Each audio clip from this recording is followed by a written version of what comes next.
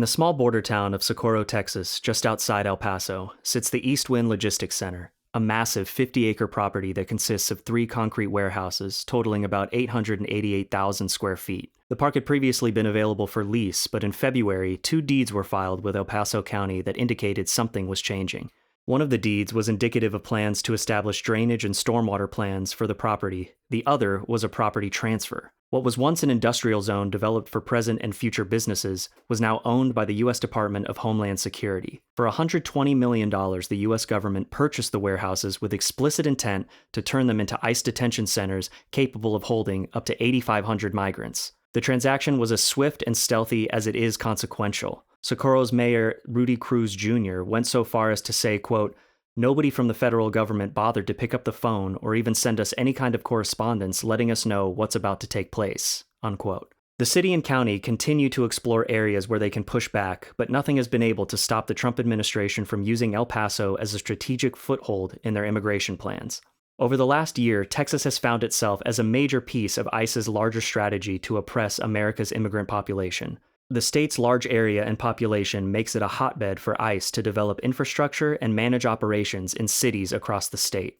As the state with the second largest population of undocumented immigrants, over 3 million people, Texas made up 24% of ICE arrests in Trump's first 7 months alone. In addition to the warehouses in Socorro, facilities and warehouses all across the state are being bought by the federal government with the specific goal of transforming them into ICE detention facilities and immigration processing centers. At the same time, Texas became a hub for protest and activism. In today's episode, we're going to explore what that looks like. We'll talk about the expansion of ICE activity across the state, best practices to protect yourself and others, and the state and local organizations working overtime to ensure the safety of our community. By coming together, we can turn up the Texas heat and melt ICE once and for all. From Austin DSA, I'm Jackson, and you're listening to Episode 6, Part 2 of the Austin DSA Batcast.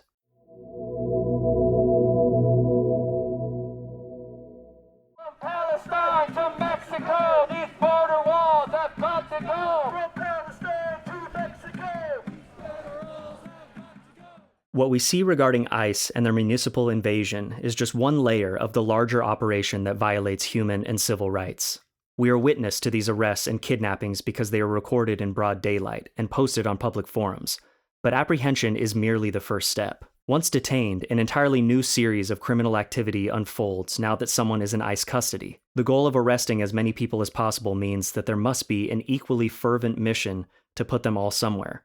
As we touched on briefly in Part 1, there's little insight into these detention centers except for what the press or public are told secondhand, whether from the Trump administration themselves or detainees who are fortunate enough to be released. What happens behind the walls of detention centers is purposefully veiled. Agents who work in these facilities are even beholden to non-disclosure agreements, not exactly a hallmark of transparency. Something we are privy to, however, is where these detention centers are popping up. Texas finds itself at the heart of this development, with the highest number of detainees in the country at almost 20,000 people. The expansion of ICE's budget under the One Big Beautiful Bill paved the way for a complete restructuring of their detention operations. In what's called the ICE Detention Reengineering Initiative, ICE plans to forego the previous models of contracting out prisons and jails and instead move to own the facilities outright. This means a massive increase in the number of processing centers and detention facilities, both of which will hold migrants, but vary in their intended length of stay and number of detainees. The warehouse in Socorro, Texas, for instance, is a detention center, one of several currently being repurposed across the country. Here, anywhere from 7,000 to 10,000 detainees would stay for around 60 days while undergoing removal proceedings and appeals.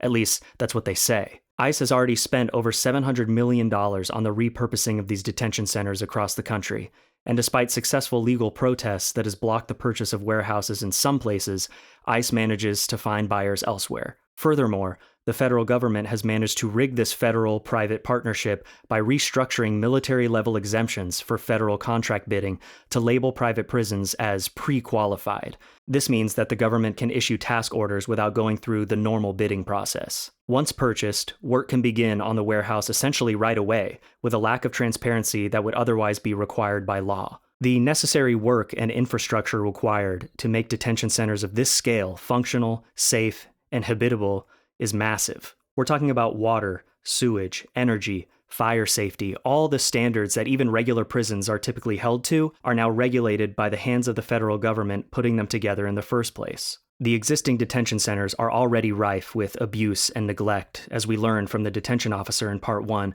who anonymously spoke with local Baltimore news, and this type of manipulation is why. Between the warehouses purchased in places like Socorro or San Antonio, the tent camp at Camp East Montana in El Paso, and any future developments within the state, Texas legislature has cultivated an environment that is far too cozy with the Trump administration's immigration agenda. As far back as 2017, the state approved a bill that outlawed local policies that prevent cooperation between ICE and local law enforcement. We are witnessing the repercussions of that on full display today. In 2021, Greg Abbott initiated Operation Lone Star, which flooded the border with state troopers and National Guardsmen, and in 2023 signed into law a bill allowing state police to arrest and deport undocumented people who crossed the Texas-Mexico border. It's clear that Texas lawmakers, much like other Republicans around the country, have done all they can over the last 10 years to make the atrocities that ICE indulges in possible. The state has also chosen to wrongfully label dissenters as terrorists.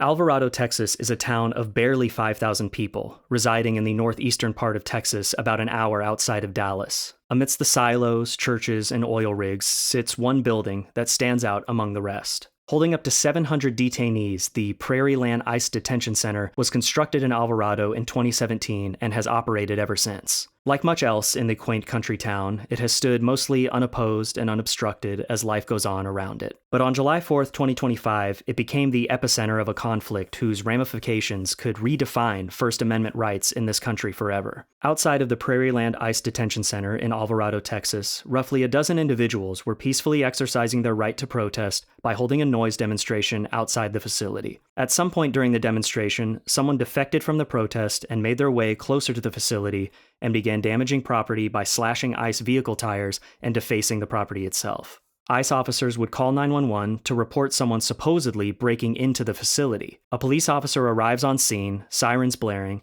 sending protesters running, at which point he draws his gun and aims it. Shots are then fired in his direction, hitting the lieutenant just above the collarbone, an injury which he survived and was released from the hospital for later that same day. This series of events sparked an investigation by both the state of Texas and the FBI, whose trial has concluded for some of the defendants and continues for others. What should have been a simple dispersion of a protest became a massive manhunt for a shooter. This is important because ultimately, most of the charges against the defendants in this case have to do with the ensuing manhunt, not the protest itself. Only 8 of the convicted defendants were actually at the protest, and it was that same defector from earlier who was the lone cooperator with law enforcement. It was this manhunt for the shooter that turned the investigation into a politically charged witch hunt with the nebulous goal of propping up Antifa as a terrorist organization set on wreaking havoc across the country. The FBI conducted house raids and pulled phone records of protesters and people associated with the protesters in their pursuit, equating the defendants' political beliefs to the crime itself. One of the defendants, who was not only not at the protest,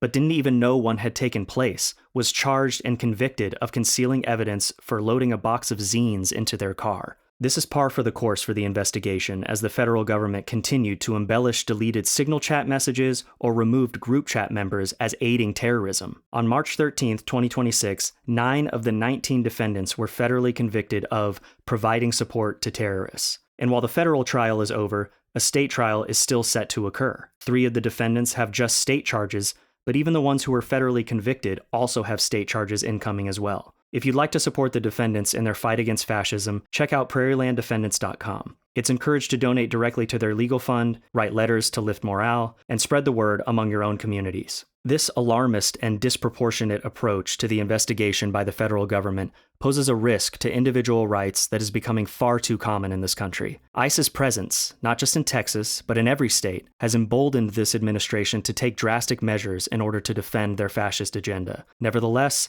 there are still avenues to protect yourself and your neighbors. You still have rights, no matter how hard those in charge try to strip them away, and it is imperative to know just what those rights are.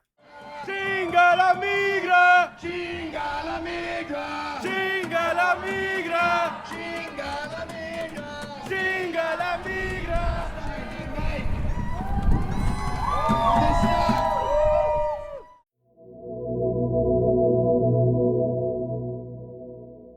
Last episode, we talked about how ICE, CBP, and the Trump administration have broken the law in an effort to achieve their goals. It's a strategic maliciousness that sets out to develop a malaise amongst the public and create an environment where any faith in institutional checks and balances is lost. While so far the name of the game has been to cover things up, subvert legal procedure, and never ask permission, power still very much exists in the hands of the people. Knowing the rights you have as a person who resides in this country can help save yourself and the people around you. Before even coming into contact with an agent, if you or a loved one are at risk of deportation, the best thing you can do is make a plan. Start by organizing any and all personal documents. Immigration documents, criminal documents, contact information, and medical documentation will all help a lawyer figure out a legal defense against deportation. Make sure they are accessible and store them or carry them with you best you can. An important next step is planning for childcare needs. Write down and carry contact information for childcare and your child's school, and identify someone who can care for your children if you are detained.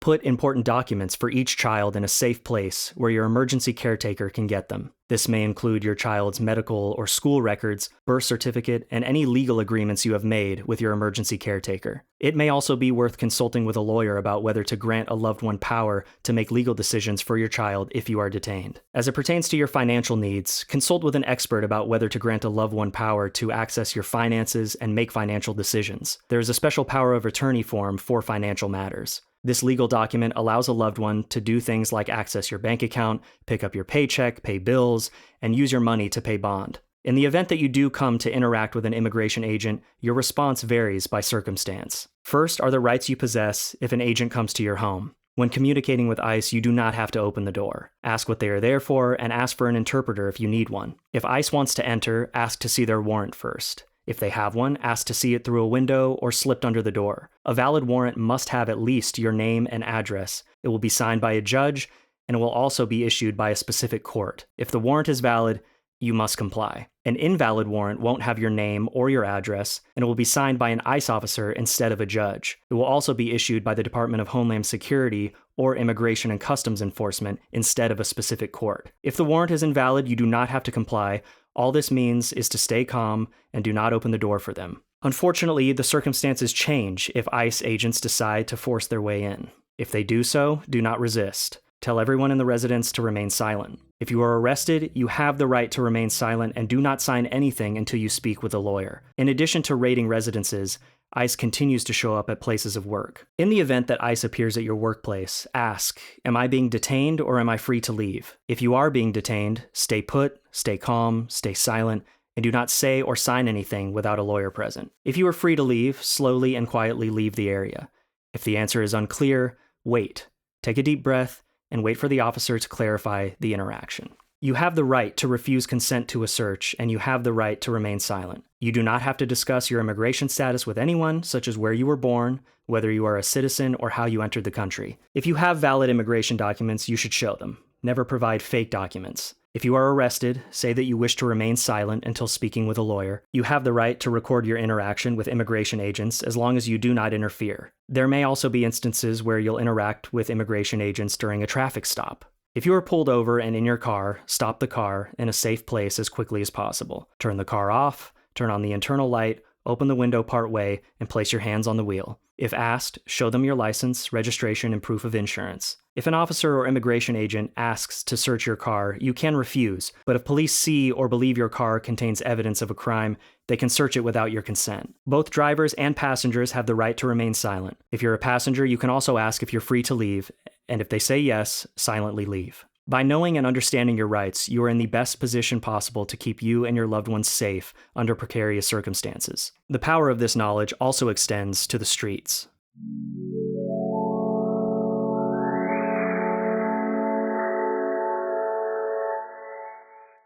Peaceful protest is more American than any ICE agent could ever wish to be, and when taking your advocacy to the streets, preparation is key. Being stocked with necessary supplies like water, meds, and cash are great first steps. Supplies like goggles, full-length pants, long-sleeve shirts, gloves, and masks, or even scarves can protect you from the chemical irritants like tear gas. Always fully charge your phone and keep an external battery with you if possible. Always know your environment, planning multiple routes in and out of the protest, along with setting rally points to meet in case of emergency. Practice the OODA loop: observe, orient, decide, act, to stay aware and secure, making it easier to make decisions during high-stress situations. Always remain peaceful and never engage with agitators. All of this knowledge includes knowing what not to bring, anything illegal or that could be seen as a weapon, valuables, and even less distinct things like wearing contact lenses, which can trap tear gas. If you are confronted or detained, stay calm and respectful, document what you can, and seek legal support if necessary.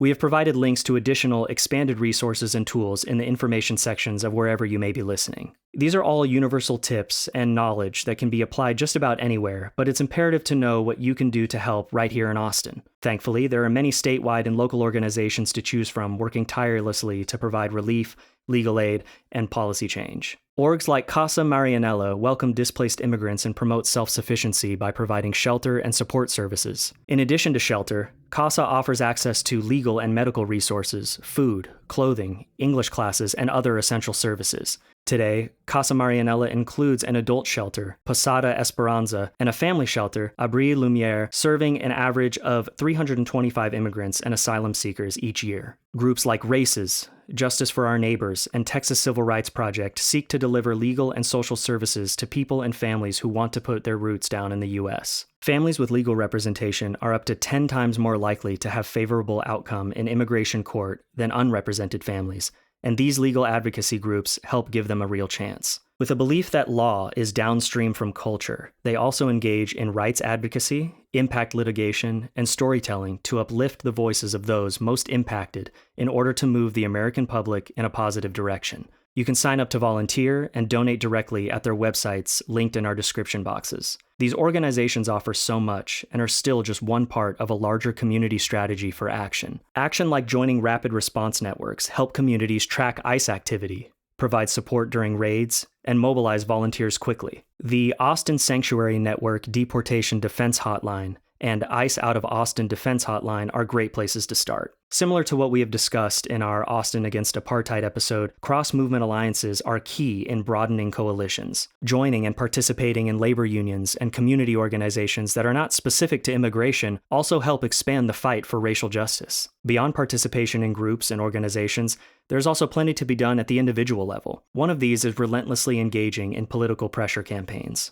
The role that our local government plays in allowing ICE to continually brutalize citizens of Austin cannot be overstated. In particular, the Austin Police Department has been aiding ICE in carrying out administrative warrants to deport Austinites. Administrative warrants are a sham legal loophole administered by the DHS to essentially override the requirement for a judicial warrant. Where a judicial warrant requires a judge's signature, administrative warrants do not, and are simply administered at will by DHS, and do not authorize ICE to conduct a search. And yet ICE does it anyway, hoping people don't know any better. There are the classic modes of action like calling, writing, and emailing local leaders. City council members and state representatives will hear you, and the mounting constituent pressure is a great way to influence policy decisions. Similarly, boycotting complicit employers, landlords, and businesses who corroborate with ICE and allow them unabated access to their premises is another way to apply pressure where you can. If you're interested in getting a little more active, participating in peaceful protest is always impactful. As recently as January, protesters gathered in front of City Hall, along with advocacy groups like Hands Off Central Texas, to deliver a 10,000 signature petition directly to City Hall, collected in person by Mayor Pro Tem Vanessa Fuentes. Local change begets national change, and we must continue to set an example here in Austin for the rest of the state and the rest of the country.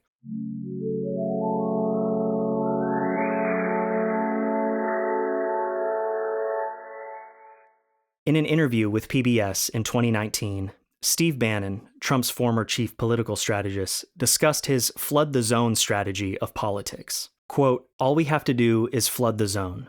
Every day, we hit them with 3 things. They'll bite on one, and we'll get all of our stuff done. Bang, bang, bang. These guys will never be able to recover, but we got to start with muzzle velocities," unquote. Even before he first took office, the overwhelming nature by which Donald Trump has dominated the news is by design, and unfortunately, it has been largely effective. The inundation of one cruel headline after another for the last 10 years has made it impossible for anyone other than the high-information voters to keep track of some of this administration's most awful actions. Flooding the zone has managed to muddy the reality of just how corrupt Trump and his circle have been, all while also making it hard to target any singular offense for potential prosecution. Some of the most consequential moments in this country's history have become mere footnotes within the larger story of the Trump era. In the 3 months since the peak of ICE's activity in Minnesota, there have been multiple congressional hearings on the Epstein files, Trump has fired 2 cabinet members and a handful of other agency officials, and America and Israel have started a war with Iran. The news cycle has shifted away almost entirely from ICE to the domestic and global implications of yet another war in the Middle East. While mainstream media outlets may have moved on, ICE continues to terrorize the streets of our cities. We must remain vigilant in our goal of protecting the civil liberties of every American. It's true that front-facing ICE presence has died down in places like Minneapolis, and it's because everyday Americans like you and me took it upon themselves to get active and fight for justice. Anti-ICE protests around the country in the early part of the year sent a clear message that the immigration enforcement approach taken by the Trump administration would not be tolerated. Americans were not going to let our government unleash a Gestapo police force on its citizens. The Trump administration saw this, and while they did not pull back based on feelings of regret or recognition of humanity, they did recognize the political capital it was costing them. This is not to say that the administration waved any kind of white flag. In fact, just the opposite. They decided to switch strategies by going all in on cooperation with local law enforcement. We briefly talked about the 287G program in part 1 of this episode, the program that essentially allows local police forces to engage in immigration officer functions under the oversight of ICE. So while ICE may be less present in the physical sense, their authority to preside over our cities and neighborhoods continues to grow. In fact, almost every county in Texas is participating in some variation of a 287G. Thankfully, this does not include Austin, but the increase in national 287G agreements of 45 in 2019 to 1,600 as of April 2026 is a troubling development. In Florida, for example, there have been about 10,000 immigration arrests by local agencies that are not ICE since August. The majority of these were by Florida Highway Patrol. In a media environment that is constantly jumping from one cataclysmic event to the next, it is pertinent that we are steadfast in recognizing how the landscape of immigration enforcement is shifting. The Trump administration wants you to forget about ICE. They want you to forget about the evils that took place in Minneapolis and across the country throughout the early part of the year. But it's not going to happen because we won't let it happen.